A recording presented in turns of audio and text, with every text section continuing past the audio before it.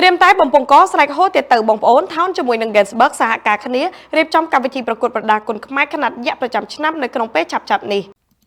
ការប្រកួតដ៏ជក់ចិត្តជាច្រើនគូនៅលើសង្វៀន Gensburg រាជសីគុនខ្មែរបានបញ្ចប់ទៅហើយនៅក្នុងសប្តាហ៍នេះទាំងគូជាតិនិងគូអន្តរជាតិដែលស្ទើរតែបានឆក់យកបេះដូងអ្នកទស្សនានៅខណ្ឌកំពូលឲ្យអង្គុយមិនស្ងៀមកាលពីចុងសប្តាហ៍កន្លងទៅនេះហើយកីឡាករដែលទទួលបានជ័យជំនះនៅលើសង្វៀនមានប្រជាប្រិយភាពមួយនេះគឺមានទាំងកីឡាករជាតិនិងកីឡាករអន្តរជាតិនៅក្នុងសប្តាហ៍នេះពិតជាមិនធម្មតានៅក្នុងព្រឹត្តិការណ៍ប្រកួតដ៏ជក់ចិត្តទាំងអស់គឺទទួលបានការឧបត្ថម្ភគាំទ្រដោយក្រុមហ៊ុន Gensburg តែម្ដងដូច្នេះហើយក្រៅពីកម្មវិធីប្រកួតប្រចាំសប្តាហ៍នេះថោននិងក្រុមហ៊ុន Gensburg នឹងបានសហការគ្នាជាថ្មីរៀបចំមហាព្រឹត្តិការណ៍យៈដ៏ធំមួយប្រចាំឆ្នាំបន្តទៀតហើយដែលគ្រប់គ្នាទន្ទឹងរង់ចាំនោះនឹងមកដល់នៅក្នុងពេលឆាប់ៗខាងមុខនេះដើម្បីជាកាដូទៅដល់អ្នកគាំទ្រវិស័យកីឡាប្រដាល់គុនខ្មែរសង្ឃឹមថាមិនធ្វើឲ្យបងប្អូនខកបំណងឡើយហើយក៏សង្ឃឹមថានឹងទទួលបានការគាំទ្រយ៉ាងច្រើនកុះករពីអ្នកស្នេហាគុនខ្មែរដូចគ្នា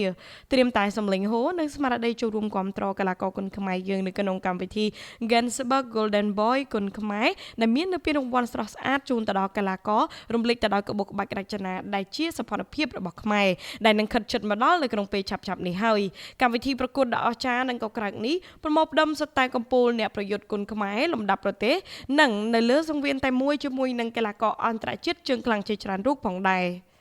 នេះខ្ញុំវិកីពី Big News